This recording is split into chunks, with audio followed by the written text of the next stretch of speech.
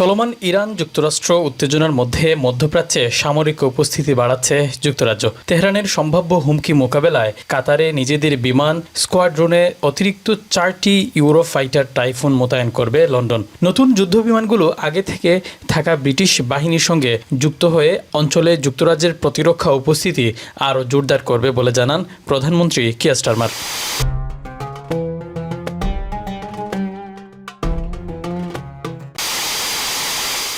এর আগে যুক্তরাষ্ট্রকে সীমিত পরিসরের প্রতিরক্ষামূলক অভিযানের জন্য ব্রিটিশ সামরিক ঘাঁটি ব্যবহারের অনুমতি দিয়েছে যুক্তরাজ্য।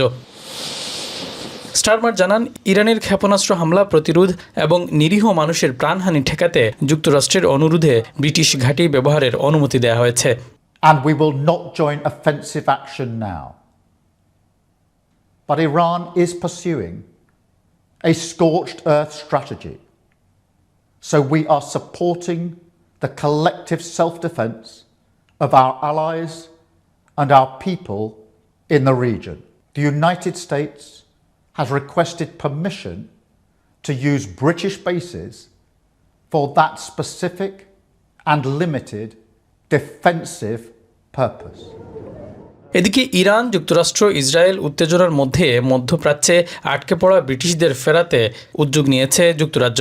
এ পর্যন্ত প্রায় 4,000 ব্রিটিশ নাগরিক দেশে ফিরেছেন।